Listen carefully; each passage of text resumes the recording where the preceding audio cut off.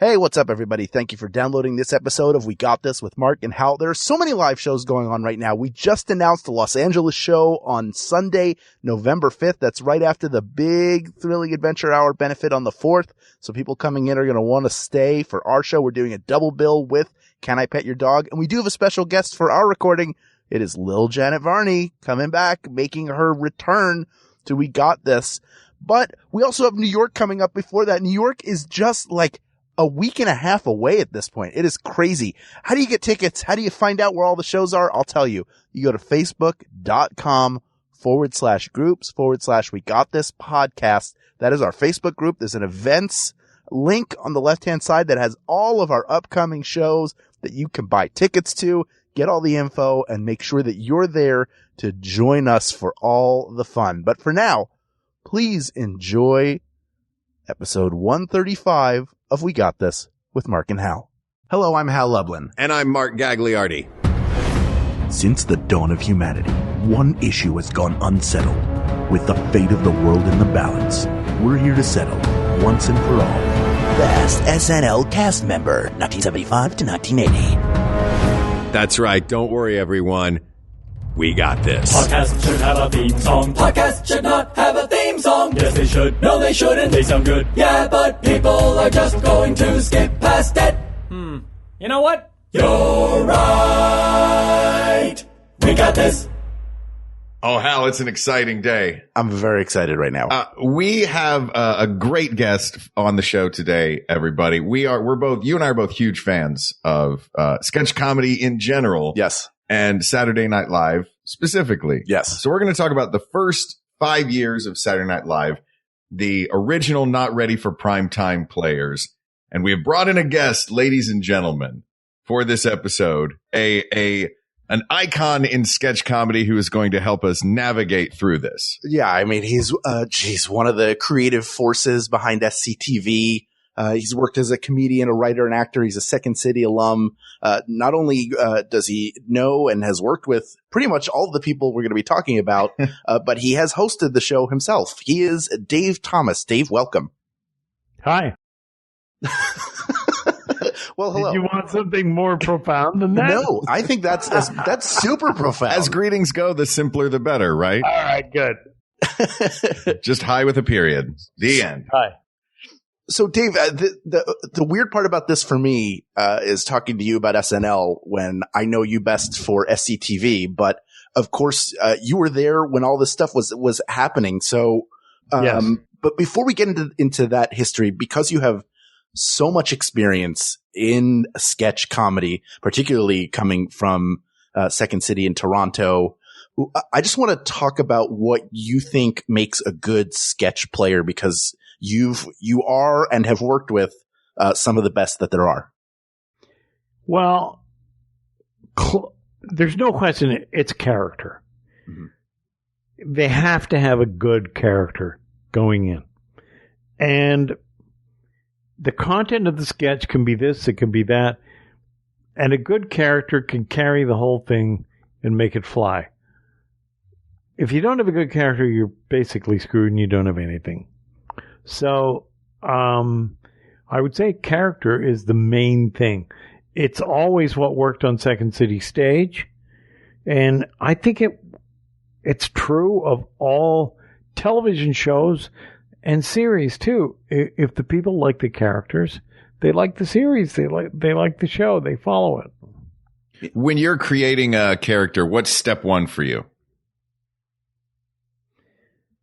I didn't have a specific MO for creating a character. They always came from different places. I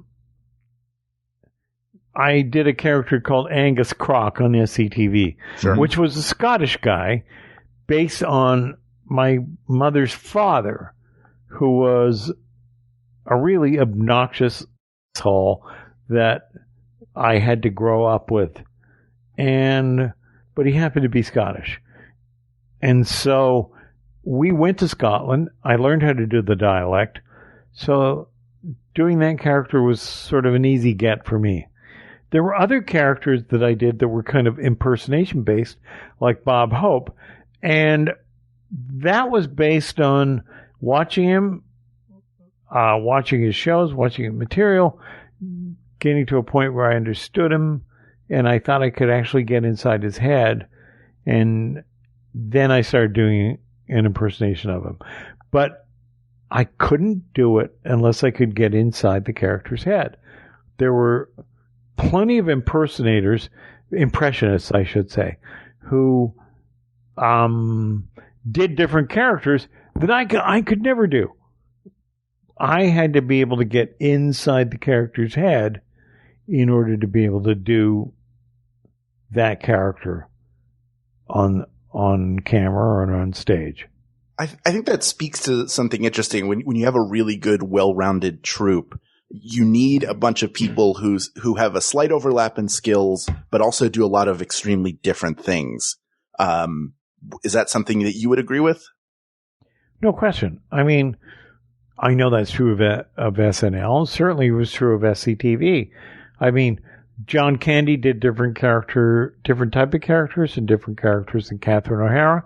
She did different characters than Eugene Levy, and Eugene Levy did vastly different characters than Rick Moranis or myself. So it was the combination of all these different approaches to characters that I think built the show. Do you think it's essential? A lot of people, since we're talking about SNL, a lot of the performers actually wrote material as well. How important to being a good sketch player is the ability to write? And I ask that because that was sort of my training, was writing and performing. And I always felt like that gave a better perspective, like a 360 perspective into what it takes to make a good scene. Well, I know the inside workings of SNL, so that particular question or that particular theory applies, I think, specifically to Saturday Night Live. The dynamics of the show are there's a group of writers and there's a group of performers. And the writers write for the talent skills of the performers. If the performers are writers themselves and can sit with the writers and talk the same language with them and do a character for them so that the writers can see, oh, I see how this is going to work. This is a gift to me. I can write this quite easily and I'll submit this sketch.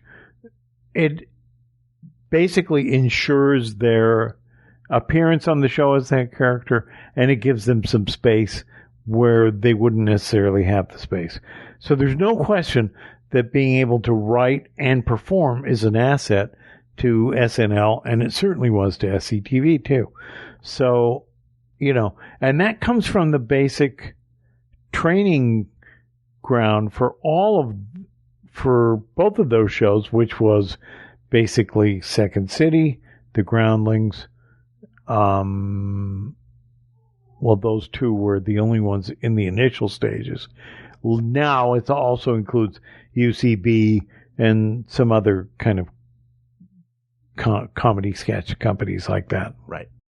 Did you find yourself? So you were a Second City person in Toronto. When were you at Second City in Toronto? I started there in 1974 and finished in 76 when SCTV started. Right. Amazing. We're both such big fans of that show and the work of Second City specifically. Did you guys? So long ago. And I of course. It's just, I feel so old when I say that, because when I started out, I would meet guys who were in the business and were big 35 years before me. I actually did a movie with Henry Fonda. Yes. And Henry Fonda had done Grapes of Wrath in 1938, and I did a movie with him in 1978. And it was just like, oh my God, this is like, 38 to 48 to 58 to 68. This is like 40 years later. And I'm with this guy, Henry Fonda. And now I'm that guy. You are. It's not quite 40 years, but you are Henry Fonda to us, Dave. Yeah. So when you were at Second City, I know that there's more of a school and like a curriculum to it and everything. Oh, yeah. But when we were there, it was mostly the way that we always created sketches was, we would just get up and improvise, and the most fun improvised scenes that we had were the ones that we would be like, let's try that again. And we would just craft them and hone them until they were a scene. Was that how you guys worked as well? Or did you guys? Yeah, absolutely. Oh, great. We would do the improvs at night, and we would audio tape them. We didn't have videotaping at that time. We would audio tape the improvs, and then those tapes would be available to cast. And then during the day, when we were workshopping a show to try and put a show together, we would take these things that we improv and try to figure out, okay, let's do it again. This joke works. That works. This works. That doesn't.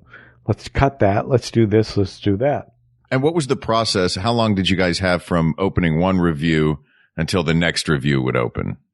Well, we would usually run a review for like about a month, without having to worry about developing a new show. That was your reward. You know what I mean? you would get 1 month of not having to remember your improv sets. Month, and you didn't have to come in for rehearsals during the day, so you had to show up at 8 o'clock or 7 o'clock at night for an 8 o'clock on stage. Oh, that's a nice month. Yeah. And then after that, the rehearsals would start. And they'd usually be about noon, and you would take improvs that you'd done from the night before, and you would start to work them and try to build them into scenes. And who was in your main stage cast with you? Initially, it was myself, Andrea Martin, Catherine O'Hara, Dan Aykroyd, Ben Gordon, John Monteith. Did I say Andrea Martin? You did say Andrea Martin. Okay, so that's it. Okay. And then Danny left about 3 or 4 months after we worked together to go do SNL. Because I started in 74, SNL started in 75. So then John Candy, who was doing a show in Pasadena, came back to Toronto and joined the troupe. So when Danny left, John came in and took his place. So the scenes that I've been working on with Danny became scenes that I was working on with John. And that was fine. Yeah, they're both real talented guys. Great. Yeah. Yeah.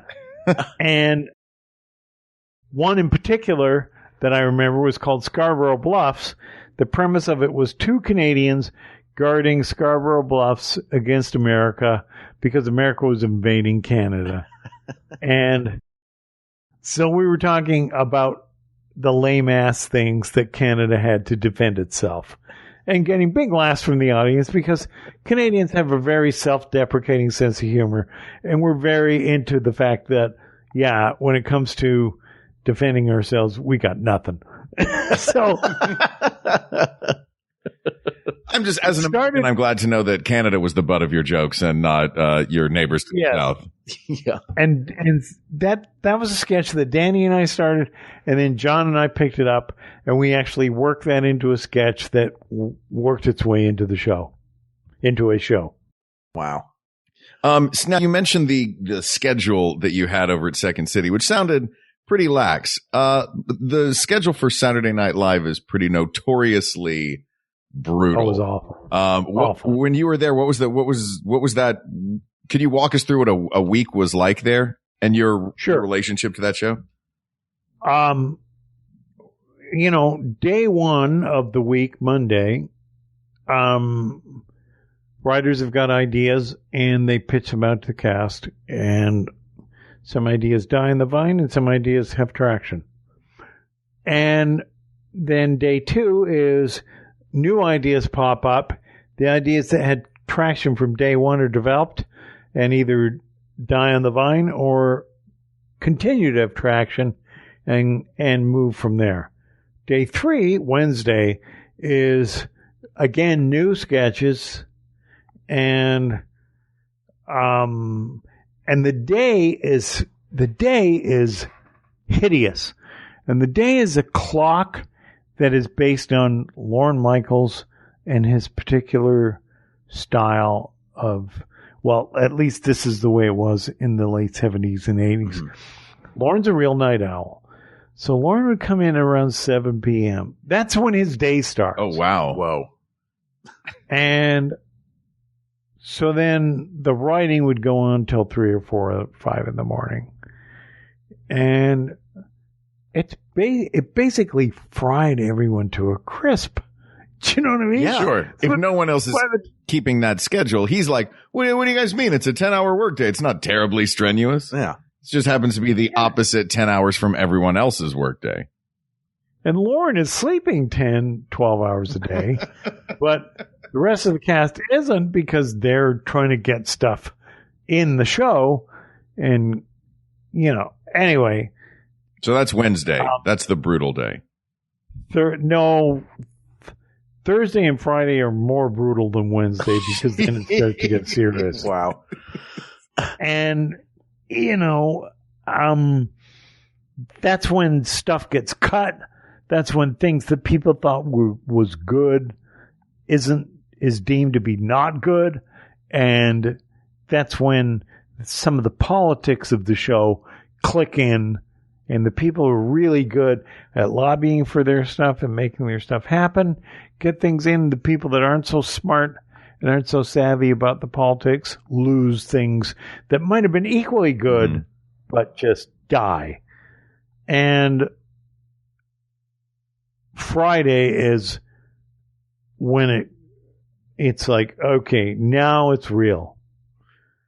Things are rehearsed, camera rehearsals, and everything is kind of set. There's more material than is needed for the show on Friday, so everyone knows things will be cut. And then Saturday is D-Day, and the rehearsals in the afternoon. Things get cut, and people are pissed off that their stuff is gone, and other people are very happy that their stuff is in, and then it's the show. And between dress and air, there was always 2 shows at SNL. There was dress, where they would try the show out, and there would be often significant changes between dress and air, where Lorne would deem that things in the dress rehearsal didn't work, and he would swap them out for other things, and that would become the things that end up being on the show that was aired on the live show. So I would say the most terrifying nights, the most terrifying days in the SNL schedule are Friday and Saturday. Sure. Because by then the train's sort of already pulled out of the station, and you got to make it work without question. And I wasn't part of that show. I didn't host it until much later, but I was friends with Danny, close friends with Danny, and I was there for a lot of the stuff, just visiting as a guest, and witnessed it. So I saw the stuff going down. So all the stuff I'm telling you is things that is kind of firsthand account from someone who was there as a witness. And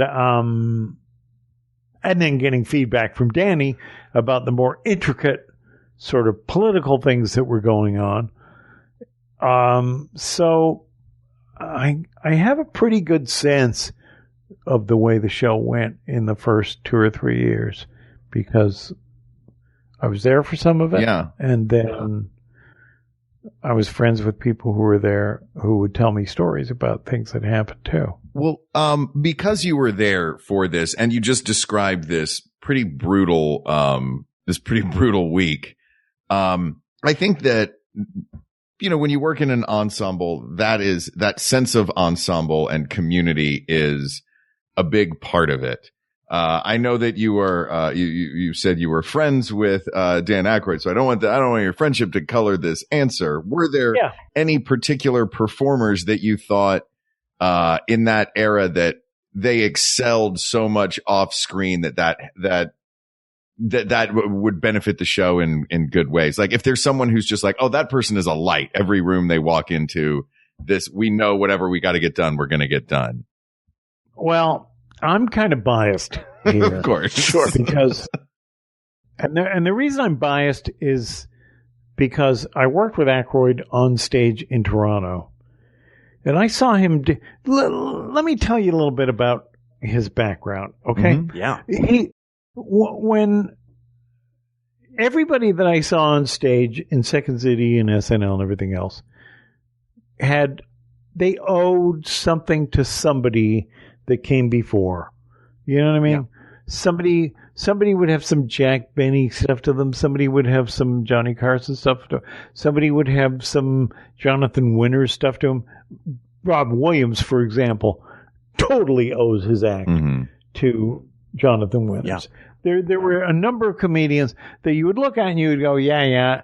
If you were a student of comedy, as I was, you would look at it and you would go, yeah, I know where they're from. When I first saw Danny Aykroyd and Valerie Bromfield blow into Toronto, they did something I had never seen before in comedy at all, ever. Danny played these blue-collar characters, and he played them not the way they'd been played prior to him playing them, which was just, they would play a plumber in sketch comedy shows prior to SNL as a stupid guy. As a plumber's a stupid guy. He's gonna be a guy that shows the crack of his ass when he bends down, which Danny did. Sure, but he recognized the fridge that he was working on when he did it as a classic, But Danny did exactly that. Danny knew the PCV pipes, the plastic versus copper. He knew the fridges. He knew all the stuff, the details, and he fed that into his improv. And he gave that plumber dignity that it didn't have in the old sketches prior to him on the scene. He brought a type of blue-collar comedy, not just with blue-collar, but with priests. With anyone he played, he had the reference level that he was able to give it a three-dimensional character perspective that it hadn't had prior to him on the scene. And I watched him on stage. I went, holy shit. Sorry. I know you guys don't swear. It's all right. I had never seen anything like this before. This was totally new and totally smart. So when Danny went on SNL and he did things like Lorne liked the bees. Oh, let's do the bees again. Lorne liked the Coneheads. Let's do the Coneheads again. The Blues Brothers. Let's do the Blues Brothers again. Those kind of recurring things. And Danny had a big part in all of those things, the Czech Brothers and things like that. But he also did things like Fred Garvin, male prostitute, things like that were just so bizarre and so unusual that you went, holy, E. Buzz Miller. I don't know if you remember this character. Oh, he was the charlatan. The toy manufacturer. Yeah, the toy manufacturer.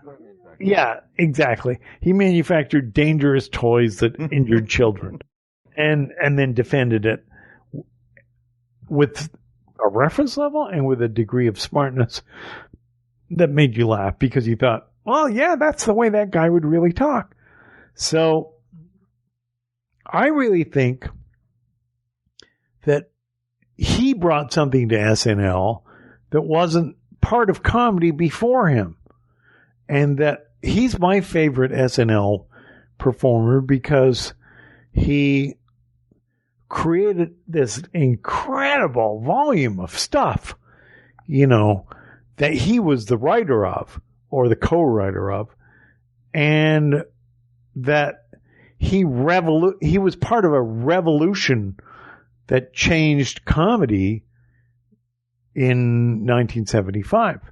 So, Eddie Murphy didn't come on the scene till 80. Right. He's in the 6th season of the SNL. Sure, the Gene Domanian so there were 5 seasons before. And I actually was a guest. That was when I guest hosted when Eddie was on the show.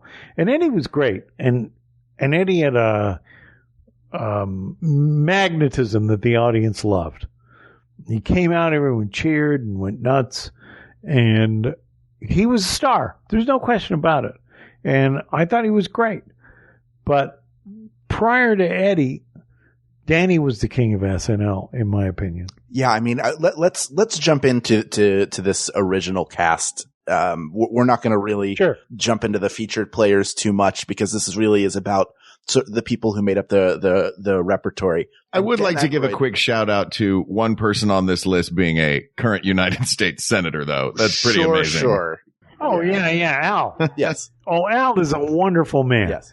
You know, I did a show called The New Show in 1984, which was Lorne Michaels, in between his stints on SNL, did this show called The New Show. It was a really great show in terms of writing. The writing staff, here's some of the people who were on the writing staff of that show. Jack Handy. You know who he is, yes, right? Of course. Deep thoughts. Gamble and Pross, Tom Gamble and Max Pross, who later went on to The Simpsons and other things.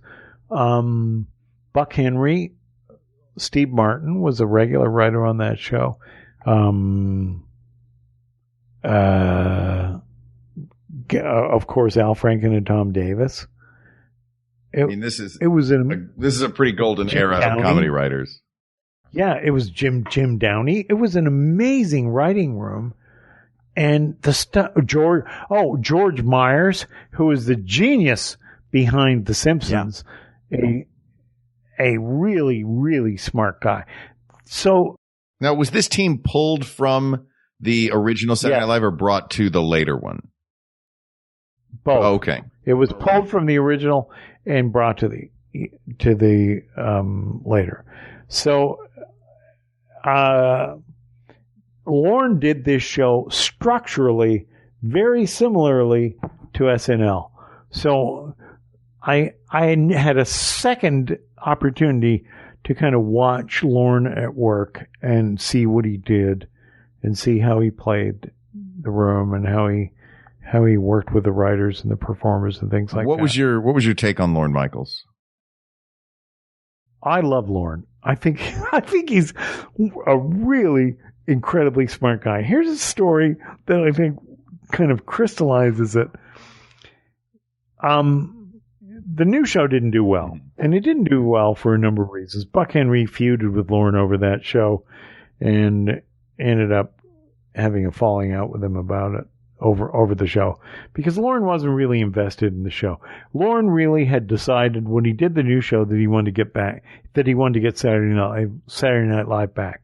So we started at Studio 57, at CBS Studios on 57th Street in New York.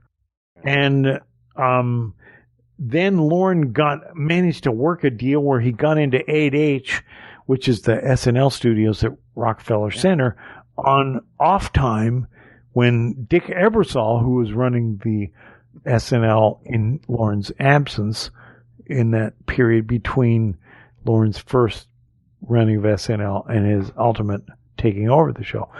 And Lorne was gradually working to squeeze Dick Ebersol out and taking the space up. And wait, so you guys were moving into? He had a deal in place to move into 8H, or you guys were no, doing he worked it. He knew the NBC guys, and he just said, "I'd like to get into that space. I need 8H. If 57 isn't working for me anymore for the New Show," they gave it to him. They just gave it to him. Wow. And so, because they knew that off hours for him were regular daytime hours, they were like, "Yeah, okay." Yes.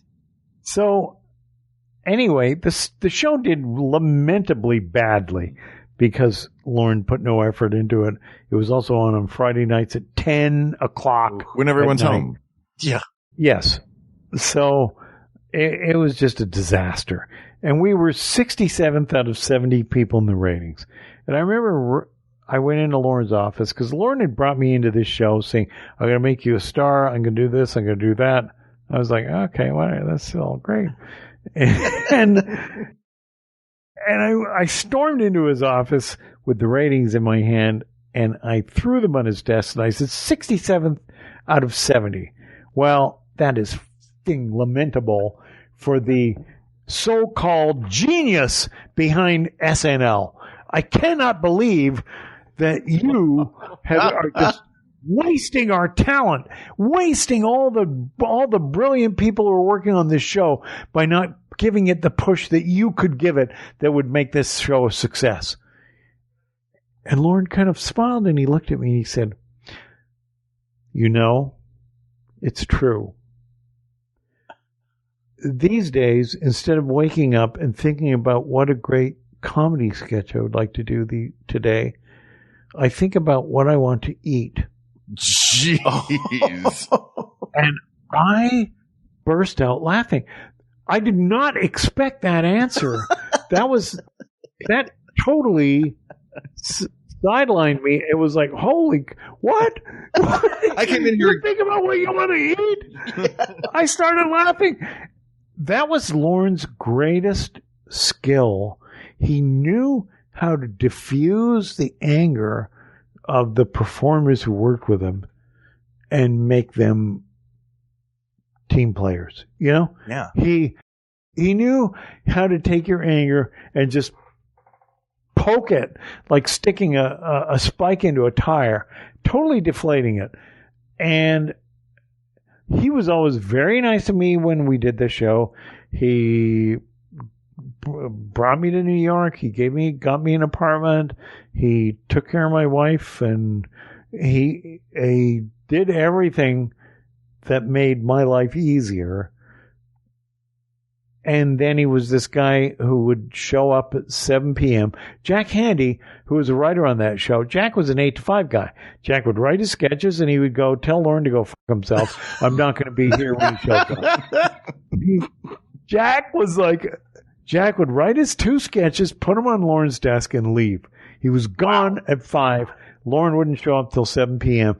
And by the way, when he showed up at 7 p.m., he didn't show up to work. He showed up to tell everyone that he was going out for dinner with Mike Nichols or Steve Martin or somebody like that. And he wouldn't be back till 11, and that's when the day would start. Oh, my goodness. So it was nuts. But here's the thing. Despite all of that, I love the guy because I thought he was really incredibly smart.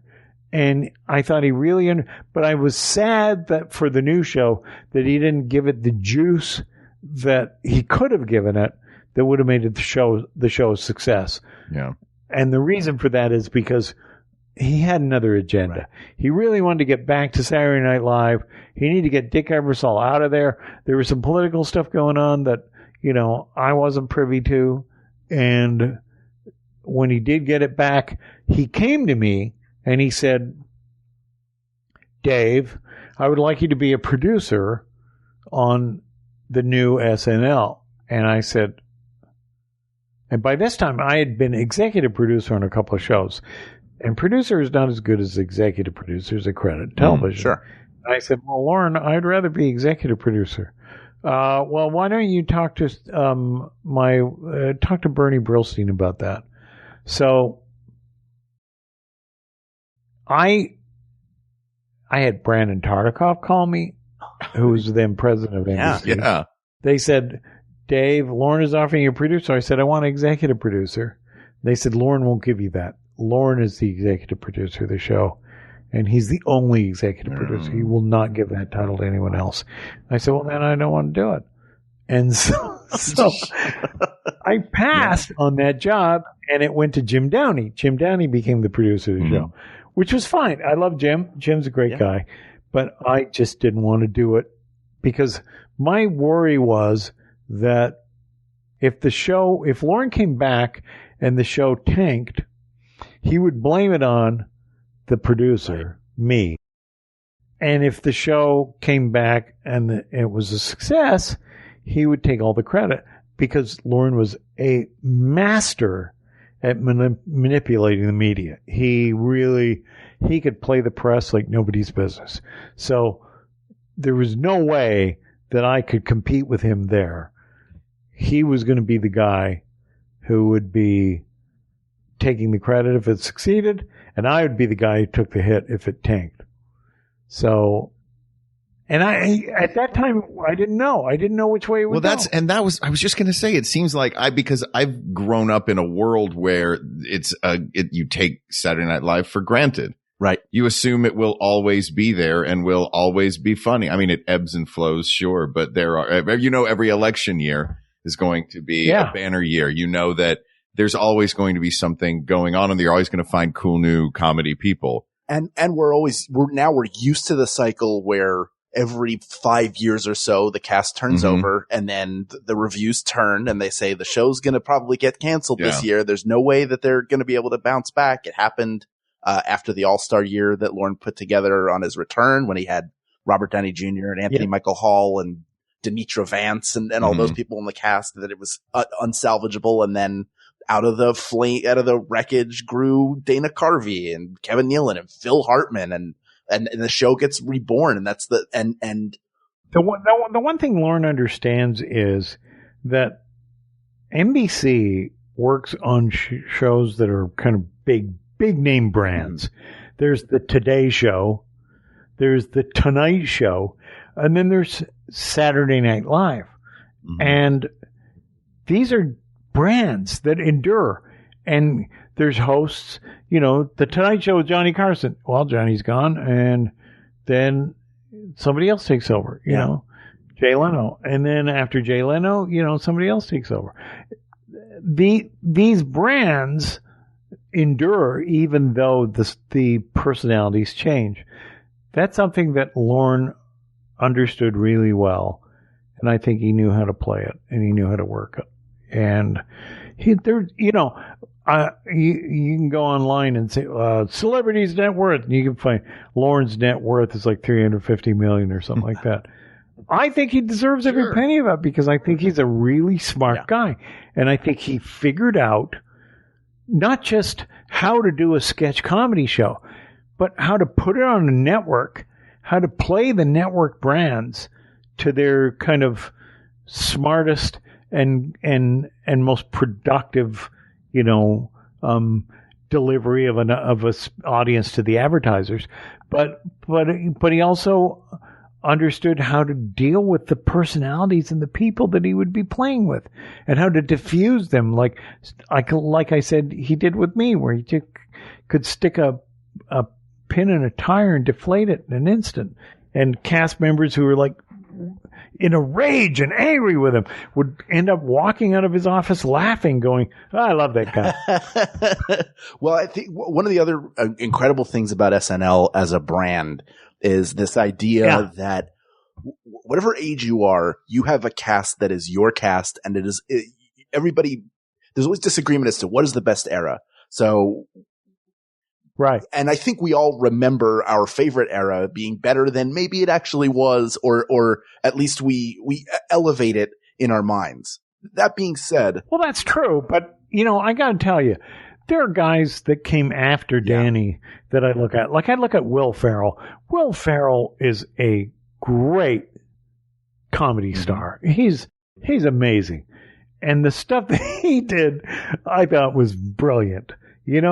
There's tons of guys that followed Danny in that brand, SNL, that I think were really brilliant and funny guys. But all of them were forlorn.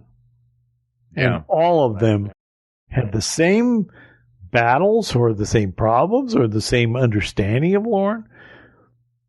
There are plenty of people like, Mike Myers, who did his impersonation of Lorne, in his movies. Yeah. And Mark McKinney did Lorne, I think, from The Kids in the Hall. There are people who have impersonated Lorne over the years, and they're all fine impersonations, but they only scratch the surface of what was actually Lorne, because Lorne was this guy who you could do an impersonation of Lorne, and at the same time he would chuckle and smile, acknowledge your impersonation, and get you to do what he wanted you to do. Well, I want to go back to Dan Aykroyd for a second, just because I'm a huge fan of his. And for the exact reason that you were saying and that Mark was pointing out as well, that all of the characters he plays are three-dimensional characters.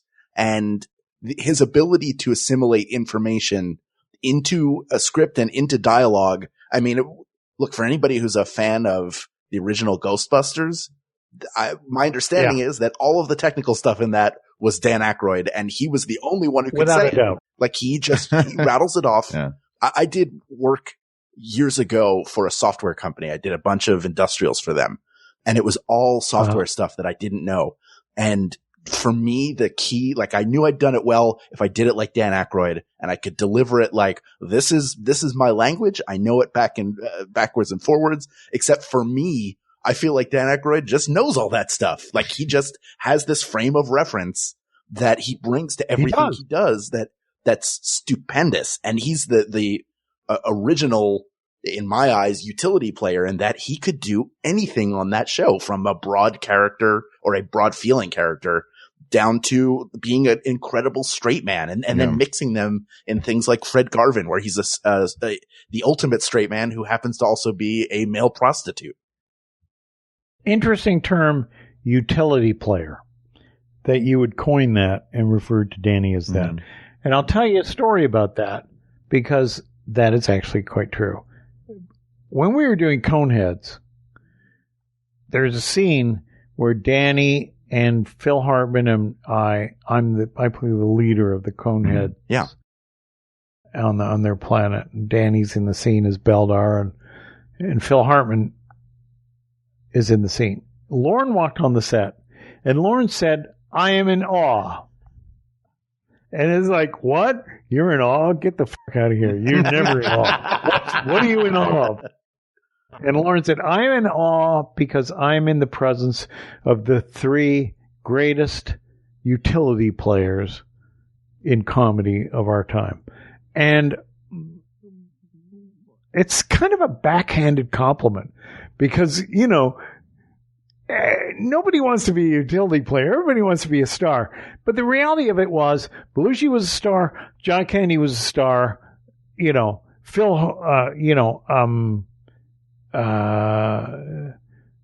Hartman and Danny and I were utility players. We were the guys who could be in the Stars sketch, play with them, and compliment them and help them look good, but we weren't the stars. And that's true.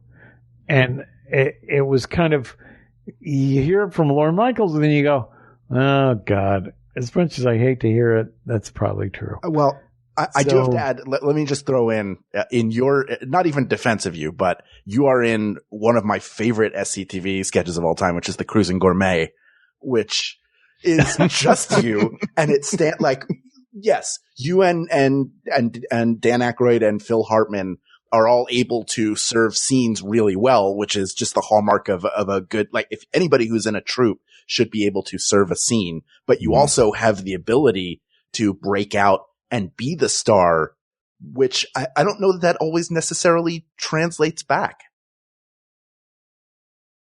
I don't know, maybe not. I mean, you know, here's another reason why I list Danny as my favorite. Danny went on after SNL to do movies, things like that, and he never really quite, I don't think he really quite found his niche in movies until he did Driving Miss Daisy. And then all of a sudden there's Danny in a very convincing dramatic acting role where he plays a character and he gets a supporting actor Oscar nomination. Nobody else in SNL's got that. He's the only one in SNL who ever got an Oscar nomination. Is that true? He was the only SNL cast member ever to get nominated for an Oscar? Yes. Huh. That's true. So, you know, you got to say, all right, this guy's got something. When you look at him in his character in Pearl Harbor, where he plays the, you know, Defense Department guy who knows that the Japanese are going to bomb Pearl Harbor, he plays that with real authority and conviction. And there are certain things he was able to play and certain things he wasn't able to play. But, you know, he created Blues Brothers, Coneheads, Czech Brothers. Danny and I wrote Spies Like Us together. Oh, man. Love them. He created so many franchises after Saturday Night Live that were huge brands. And that, I think, nobody else from the cast as a writer performer has gone out. Not Will Ferrell, no one else has, not Eddie Murphy. None of the other guys who emerged as big stars were actually writers who created brands like Ghostbusters, like Blues Brothers, like Spies Like Us. That was Danny that did that. And so that's why he's my favorite, because he did something that none of the other cast members did. Well, let's see. One of the things we struggle with on this show sometimes when we're making a decision is separating what is our favorite from what is the best. And there are times where they're the same. So let's assume right now that Dan Aykroyd is on the top of the hill, and let's look at some of the other. I mean, this is like the murderer's row of sketch players. All of those sketch players murdered someone in Studio 8H at some point in time while they were there. That's what the chairs are made of, the bones of their victims. So that's why they're not so comfortable to sit on, everybody. But they do swivel so you can see everything. Let's talk about the guy who is probably known as his partner in crime, which is John Belushi, who's a guy where he would have been in Ghostbusters, presumably, had he lived. We don't know. We don't have the really long view of what he would have been. Well, he would have been in Spies Like Us, I know that, because we were writing that for Danny and John at Universal. And that was going to be Danny and John. And then John, of course, died, and that ruined it for all of us. But what a jerk. But then the project went into turnaround, died at Universal, and ended up being revived at Warner Brothers. But that was originally written for Dan and John. I don't know that Ghostbusters was written specifically for Dan and John, because John was gone by then, and I think that I'm not sure that John was ever part of that conception. Right. What was it? I mean, John Belushi is one of those guys with, again, you can trace the lineage of if you are a fan of Chris Farley, then you should go, if you're not aware of John Belushi or he's just a name you've heard, you need to go see his work, because he really did inspire, not only, an entire generation of performers, but also a very specific type of high energy, but just the ability he had to, I don't want to say take over a scene, because I think that that's negative, but he did. He would take over. Certainly at Second City Stage. Yeah, he was a tornado. Without a doubt. I mean, what was he? What are his strengths, and do you think where does he stack up next to Dan Aykroyd in terms of being an SNL player in this period? Well, I think it divides quite simply this way. John was a performer. He was not a writer. Danny was a writer and a conceptualizer. So Danny fits the Second City mold of being a writer-performer better than John does. John was just a performer. John was a great performer. There's no denying that. And very magnetic and charismatic performer. But Danny was a writer-performer. So John couldn't come up with Blues Brothers or Ghostbusters or Spies Like Us or any of those things. That's not... his mind didn't work that way. That was Danny who did that. John was the guy who'd walk into a room like a tornado and take over the room. So, Danny knew what he could get from John, and John knew what he could do. But John was conflicted. John was also trying to do other things. John wanted to be a dramatic male lead, and, things like... the Continental Divide. Yeah, exactly. He was shooting that while we were writing Spies Like Us. And it shows the actor struggling with the way he's buttonholed by Hollywood and what he wants to do. Yeah. Bill Murray went through a very similar thing and struggled with the way he was buttonholed by Hollywood and what he wanted to do, And it's a tough thing for an actor who thinks he can do more and who has a design on his own personal career or what he wants to do. But, there's a classic case in Point where there's a movie called Neighbors that Danny did with John. And I was in Jamaica with Danny when Neighbors opened, and it tanked. And John got furious, and he dumped it all on Danny. And it was terrible because John had a temper, and John could be a mean guy, at times. And John dumped it all on Danny, that it was Danny's fault. But it was John's idea that he wanted to play the straight guy, and he wanted Danny to be the crazy guy in Neighbors. And this is something that they were doing that was kind of different. And it didn't work. And then when it didn't work, John dumped it on Danny. And I always felt bad that, that Danny had to take heat from John over that, There were times when John and I butted heads.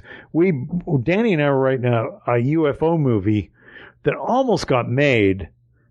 Phil Alden Robinson loved the script and was going to do it, but then of course Spielberg's Close Encounters was in development and that killed it. But John came to me and he said, "I don't want you working on Danny on this stupid UFO thing. You're taking up valuable Blues Brothers time." Wow. And I said to John, John, Danny's a big boy. He can budget his own time and decide what he wants to do himself. You're not the guy who decides what he does, and I'm certainly not going to listen to you. Do you know what I mean? And it was like, but John was a bossy guy. He wanted it to be his way, and if it wasn't his way, he'd get pissed off. He sort of, as that juggernaut of talent and charisma that just kind of storms into a scene and is unapologetically and always John Belushi, much like Eddie Murphy was later on. These are great performers and a thing that Saturday Night Live needs. Other things that Saturday Night Live needs are the utility player, which I got to go back to something you said before. I don't think the utility player is at all a backhanded compliment, because maybe for an individual sketch, calling someone the utility player, but over the course of, if you're called one of the greatest utility players, considering a massive collection of sketches, that to me is, as a sketch performer, is more important to be more useful in more things. But I'd like to move on just a little bit, because we have two of those sort of, that alchemy that Lorne Michaels could create to put together a cast. You've got two elements of it now. You've got the original utility player, you've got a juggernaut of talent, and then you've got the mouth of the show, the original Weekend Update anchor, Chevy Chase. Yeah. Which was another important part of that alchemy. He was there for a season. That's the thing. And he's a highly misunderstood commodity in SNL's legacy. How so? Well, television is a medium where people like to look at a good-looking host and go, "Oh, yeah, that's the guy that's talking to me.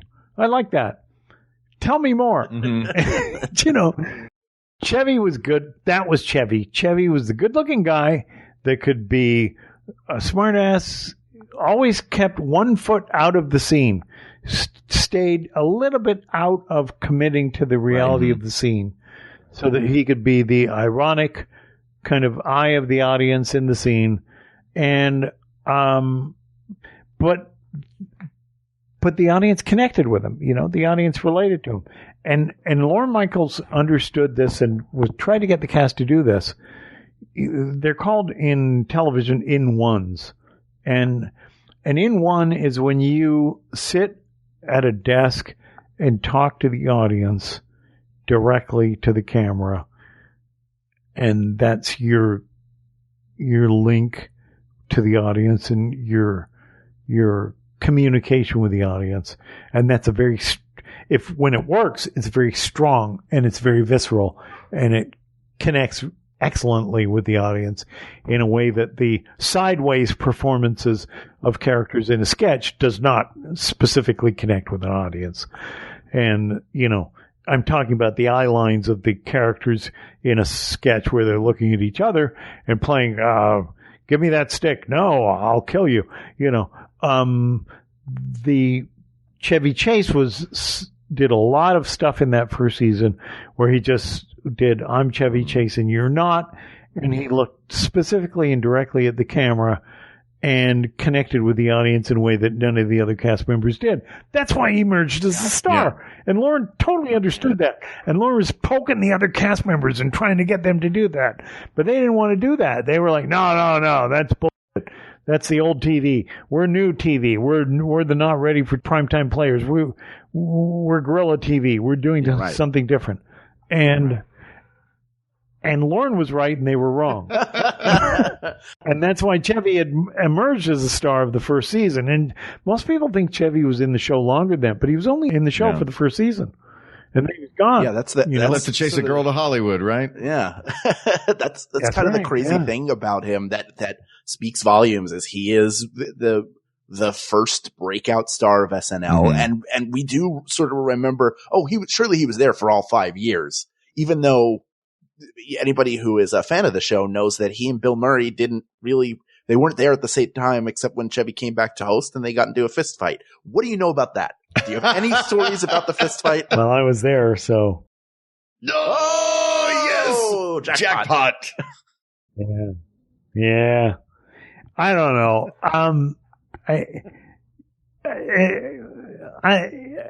Part of this is you don't want to tell tales of people that you know. But those guys clashed because it was just egos, And it was just like, who's better? Who's funnier, you or me? These are all strong personalities at the top of their game. Yeah, absolutely. And, Bill was a tough guy.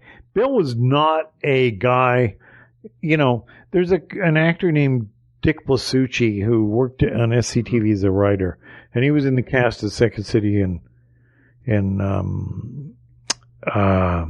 Chicago, and he's deathly afraid of water and he can't swim. Bill threw him in the pool. I mean, it's just like that's what Bill does. Bill has this side to him that's a real tough guy. We all knew at Second City, he was legendary for his taking a heckler into an alley and beating him up during a show. Broke his arm. Wow. That's not a fake story. That was in Toronto. Really? When our cast went to Chicago, and Bill and Betty Thomas's cast came to Toronto. I remember hearing about that trade. We had hecklers constantly in Toronto, and you just had to deal with them. Well, Bill didn't like that. Bill jumped off the stage, grabbed a guy, took him out in the alley, and broke his arm. Wow. Broke his arm. And then Andrew Alexander, the owner of Second City, had to do some real sort of politics on this guy to keep him from suing and shutting down the theater. So Bill had that side to him. And now that we're talking about Bill Murray, he's another one of these guys who could play all sorts of characters. And maybe that's why he clashed with Chevy so much, that Chevy Chase was always playing Chevy Chase, even when he was playing Richard or Gerald Ford. He was Chevy Chase, just saying Gerald Ford's lines and falling down. Without question. Yeah, you're absolutely right. As a contribution to the cast, I know he wasn't there at the very beginning, but Bill, can you talk a little bit about what Bill Murray brought to that when Chevy left, how Bill filled the vacuum? Well, Bill's this bigger than life character who can come on. He had the same sort of presence as Belushi. So he was able to come into the show and enter a scene with real charisma and, take over. And, it fills in that same arc. Odd that they would replace what I guess eventually became archetypes. It's like, wait, you already got the Belushi. You need a Chase now. You replaced a Chase with another Belushi. But Belushi was on his way out already, and Lauren knew that. Yeah.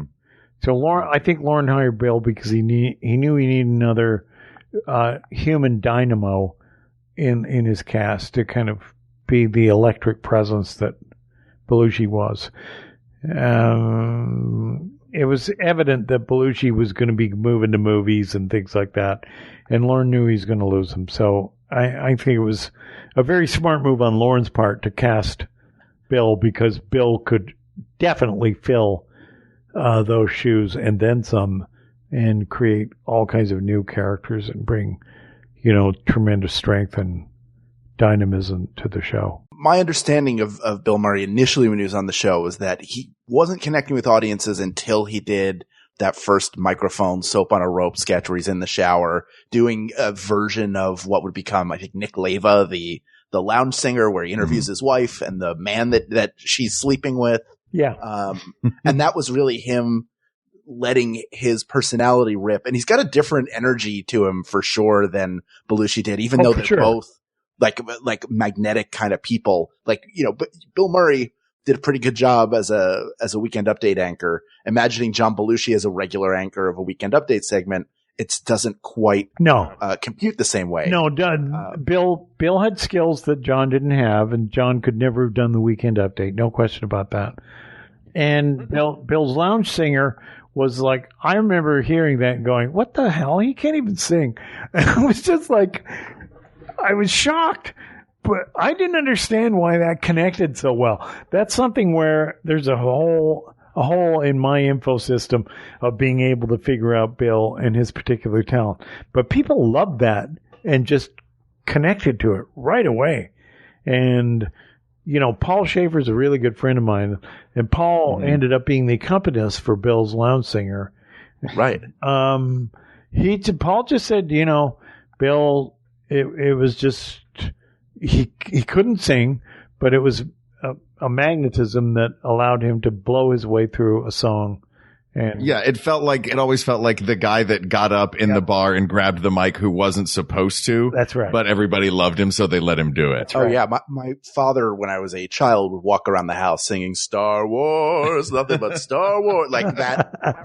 That's indelibly part of pop culture. But I want to jump now from Bill, who, while he's an outstanding player, I just don't think he measures up to Dan Aykroyd in terms of what Dan Aykroyd brought to that cast. But I do want to talk, I don't think she'll win, but I do think Jane Curtin, I think she's not maligned, but not remembered for as good as she Unsung, was. Yeah. Yeah. As a straight man, she was one of the all-time greats. Yeah. The sketches she was in would not have worked as well, or maybe not have worked at all without her as the counterpoint. Mm-hmm. Without question. And she seemed like the square among a bunch of cool people. And counterpoint's a good thing. Counterpoint, which she did with Dan Aykroyd. Jane, you ignorant slut. She was a fantastic straight woman. A classic, in a class with Betty White and better. And, we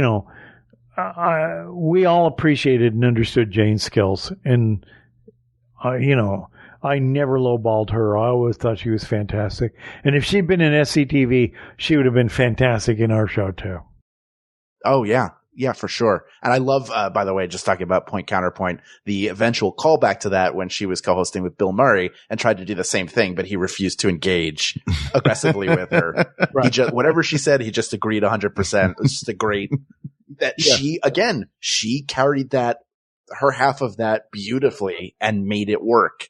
And that, I think people who, especially when you're young and you first get into doing any kind of comedy, specifically improvising, all you do is go for the laugh, and you think that the key is being the biggest and broadest person. But if you're good at playing the straight man or straight person, that is such an important skill to have. And now that you're rounding it out, so you've got Dan, you've got Bill, you've got Jane, Gilda.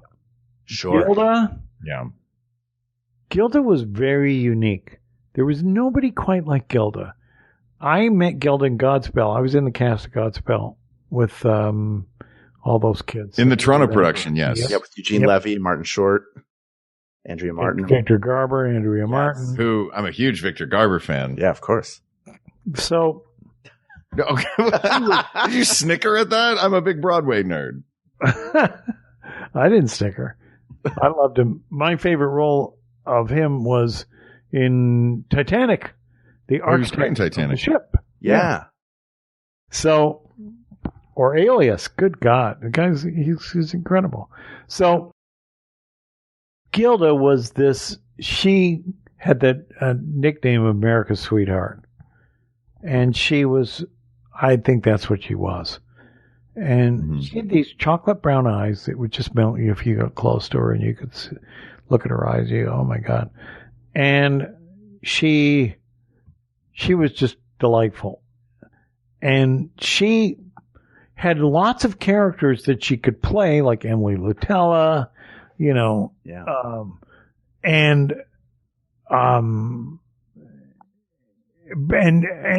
also she played victims really well, and she played, you know, Bill Murray's girlfriend really well.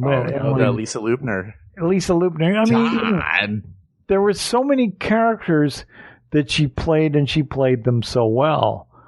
So, I mean, here again is, all right, imagine Lorne Michaels, and he's like 1975, he's managed to sell this show to NBC, and he gets the right to go out and get a cast. He doesn't have to do a pilot. He's going to do a show. And that in itself is an achievement with a network. Yeah. And then he goes and he casts and he starts looking for people. So he picks Gilda Radner, Dan Aykroyd, John Belushi. I mean, just think, that is such brilliant casting. Yeah. Mm-hmm. I can't tell you. So whatever anyone says about him, he is the heart of the show. He's the guy who's put it together and made it work from day one, and gets it and deserves all the credit, I think. Yeah. And then the cast, they're all great, and they're great in different ways. And although I picked Danny as my favorite, and the guy that I think was my personal favorite and the best because he was a writer and a performer, you can't ignore Belushi. You can't ignore Bill Murray. You can't ignore Gilda. You can't ignore Jane Curtin. They're all monster talents in their own right. Yeah. And even, I mean, look, Garrett Morris was a very talented guy who, very talented. Maybe not the best fit for that show, but I always liked him on the show. Yeah, he was great. I thought I did too. his abandon with which he tackled everything is so funny. Yeah. It's just everything is loud and done at 100,000% when Garrett Morris did it.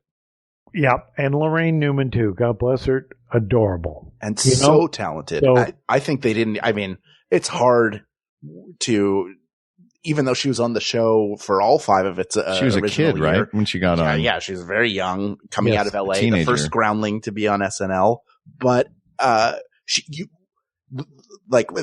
depths of her talent, they didn't even begin to mine them. And it's hard because look who else you're in the cast with. But there are no weak cast members in that cast. That being said, I think if we're looking at the very best of that original era, it comes down to 2 people, in my opinion. This is what I thought just from the beginning, that it was going to come down to Dan Aykroyd or Gilda Radner. Would you agree with that, Dave?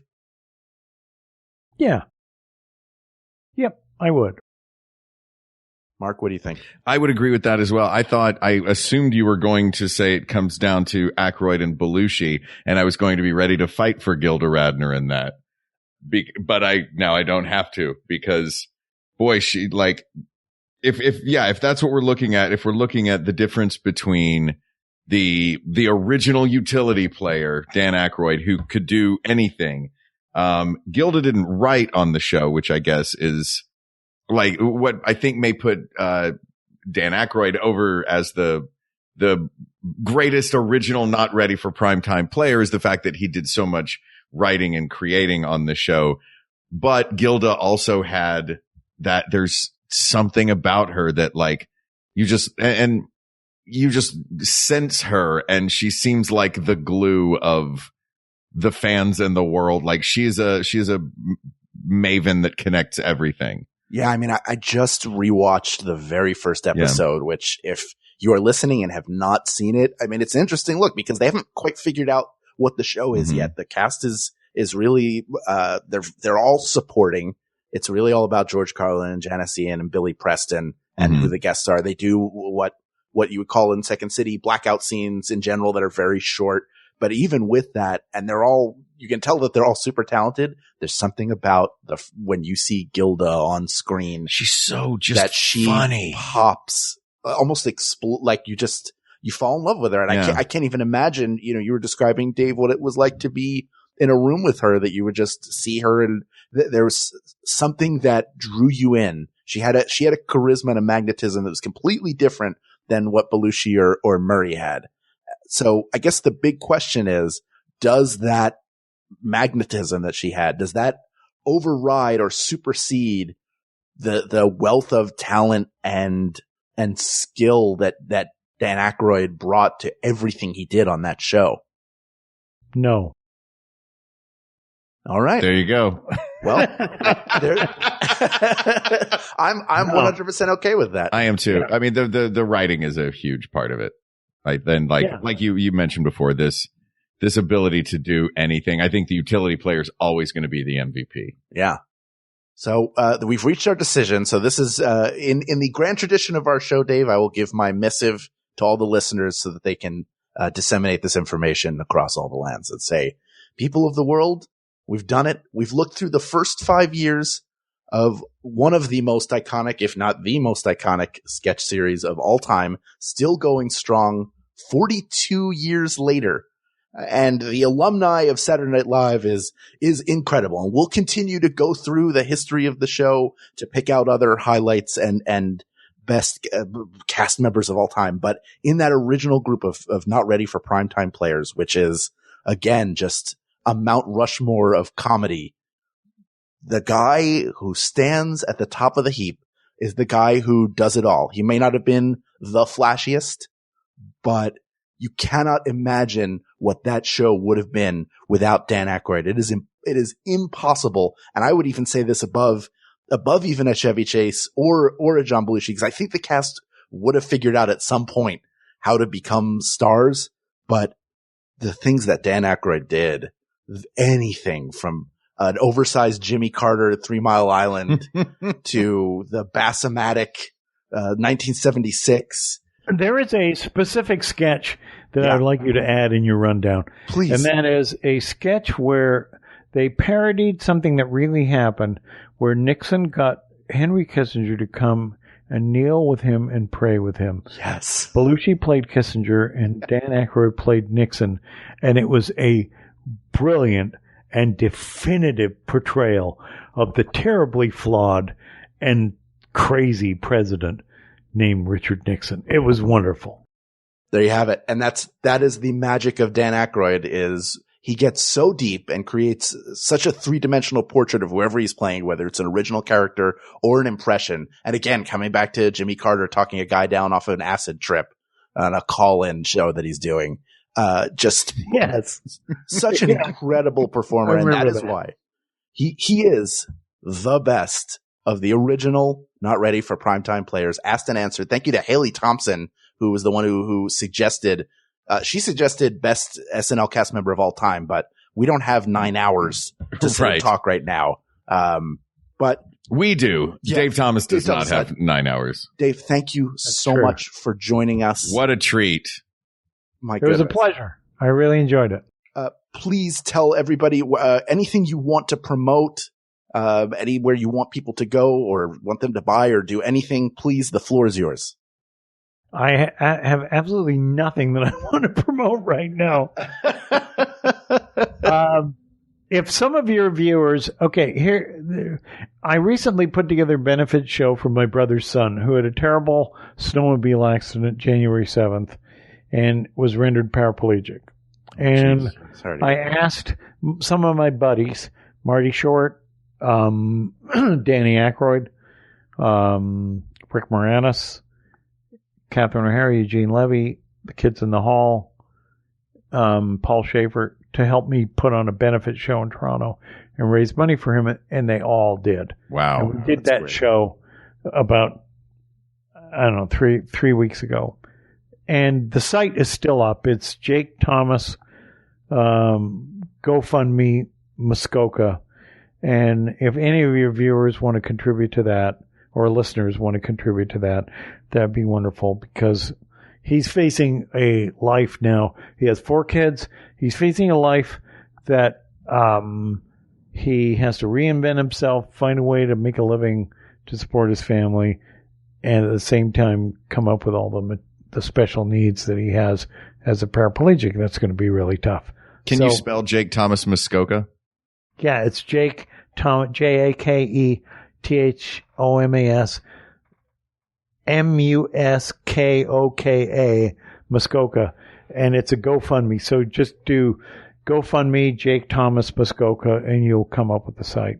Okay, we'll be sure to take that link and put it up on our Facebook group. Right now, this episode is not coming out until later, but we'll put it up now. We're recording this in August, so I will put it up and explain. And Right. If it's still up, then give what you can. It's every little bit helps. I know from friends who've done GoFundMe. I know Mark and I are both going to give money for sure. But please do that. And that'll be at our Facebook group. So if you go to facebook.com/groups/We Got This Podcast, you can find it there. That's also obviously where you go to submit topics for the show. You can also do that in email. WeGotThisPodcast@gmail.com. Or check us out on Twitter at We Got This Tweets, or you can visit the Maximum Fun subreddit. A flame war could be happening one of these days. That's right. Thank you to producer Ken Plume, which is the reason why Dave Thomas is here talking to us right now. Thank you to graphic designer Uri Kelman, QA engineer Jen Alba, and researcher Kate McManus. Thanks, as always, to our musicians, Jonathan Dinerstein and Mike Furman, for our score and theme song, respectively. And thanks, of course, to you, our listeners. Without you, you wonderful people, we wouldn't get to talk to our heroes about the things that we are passionate about. Thank you, Dave Thomas. For Hal Lublin, I'm Mark Gagliardi. For Mark Gagliardi, I'm Hal Lublin. And don't worry, everybody. We got this. We got this. There is a new series of Star Trek coming out, and MaximumFun.org has submitted to our blackmail and agreed to host a new show on the network. We're calling it The Greatest Discovery. We've got photographs. We have recordings. We have web browser history on everyone at Maximum Fun. Those are the things that have allowed us to have a second Star Trek show on Maximum Fun. There's no way they're happy about this, but we will be recapping every episode of Star Trek Discovery, all 15 of them as they come out over the fall and winter. And we hope you'll join us by going to MaximumFun.org and looking for The Greatest Discovery, or looking for it wherever you download podcasts. Hey, this is Griffin McElroy. Hi, this is Rachel McElroy. And we've got a new podcast on Maximum Fun called Wonderful. Wonderful. It's an enthusiast podcast where we talk about things that we're excited about and things that you're excited about. Things like overalls, 24-hour Sudafed, the grand prize game, the fact that wombats use their butts to kill predators, the soundtrack to the movie Dick Tracy, the beach potion we call Bud Light Lime. All these things and more every Wednesday, and we'll also talk about things that you're excited about. You can find us on MaximumFun.org or iTunes or wherever. I don't know, just search Wonderful. Google it, you'll probably get there. MaximumFun.org. Comedy and culture. Artist owned. Listener supported.